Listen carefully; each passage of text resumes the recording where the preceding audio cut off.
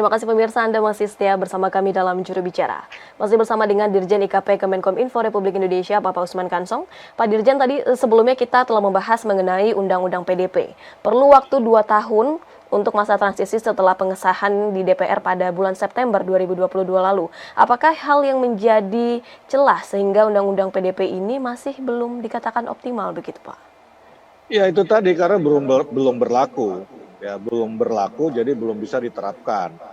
Nah kalau ada kasus pencurian data atau kebocoran data, maka kita masih memakai regulasi yang lama. Biasanya yang kita pakai adalah PP 71 2019, ya PP 71 2019. Nah nanti kita berharap ya kalau sudah ada aturan turunannya, kita berharap PP-nya selesai akhir tahun, Perpresnya selesai September. Ya, jadi baru 2024 kita bisa terapkan sepenuhnya.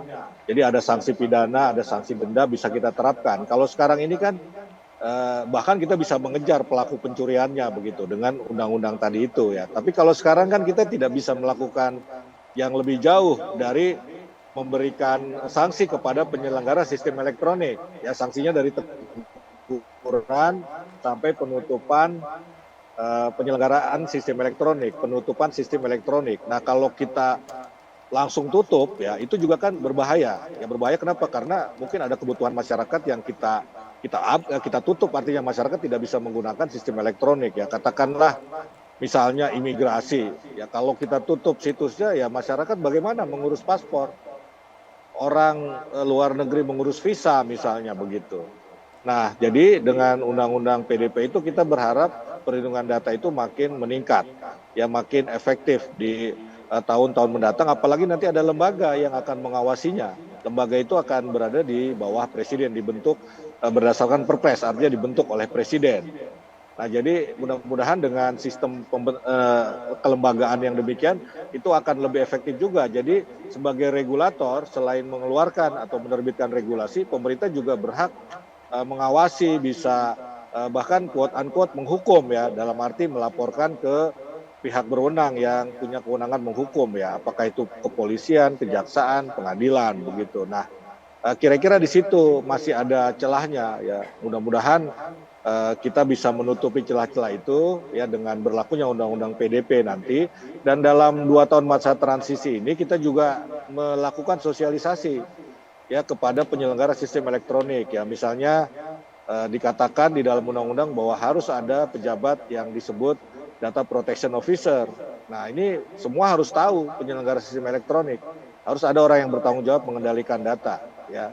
Nah kemudian juga kita melakukan literasi digital kepada masyarakat ya, agar hati-hati dalam melindungi datanya begitu, dan aware juga bila datanya disalahgunakan, ya bisa melapor misalnya seperti itu.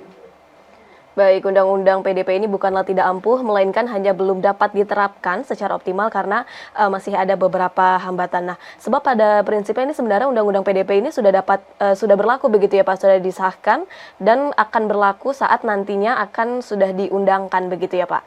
Tadi Pak Dirjen menyebut mengenai petugas pelindungan data atau data protection officer.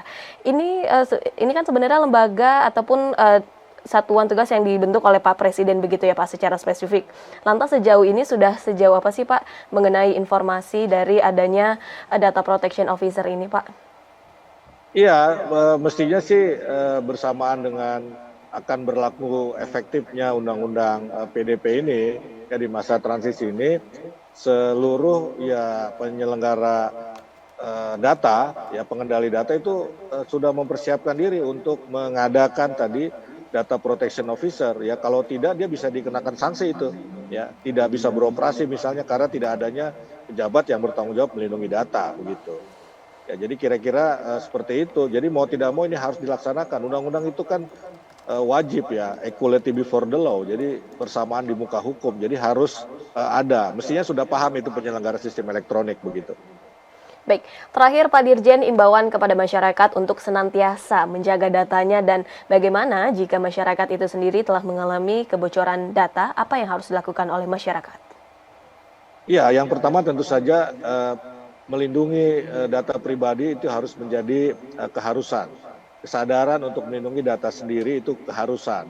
Ya misalnya apa? Kita tidak boleh begitu saja memberikan data-data kita kepada pihak lain. Ya kita harus memantau bahwa data yang kita berikan itu sesuai peruntukannya. Sebagai contoh, ketika kita memberikan nomor penduduk kita atau nomor KTP, kita harus tahu peruntukannya apa. Kalau peruntukannya adalah untuk membuat katakanlah rekening di bank, ya harus untuk itu.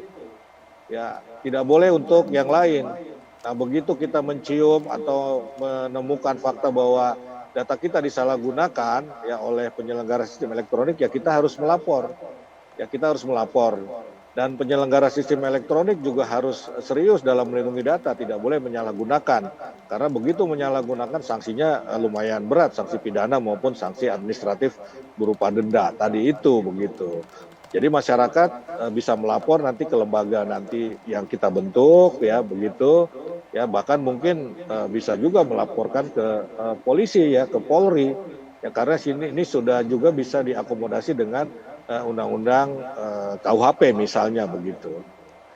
Baik, sehingga sadar untuk senantiasa menjaga data pribadi, sadar data tersebut akan diperuntukkan untuk apa, dan jika memang sudah terjadi ini, masyarakat diimbaukan untuk segera melapor, untuk menyelesaikan permasalahan yang ada, dan diharapkan bagi para penyelenggara ini juga harus siap begitu ya Pak, dengan sanksi yang akan diterapkan.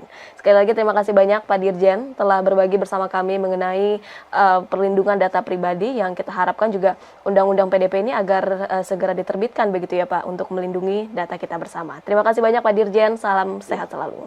Terima kasih, Bilkis, salam sehat. Ya pemirsa, itulah perbincangan kami bersama dengan Dirjen IKP Kemenkominfo Republik Indonesia, Bapak Usman Kansong.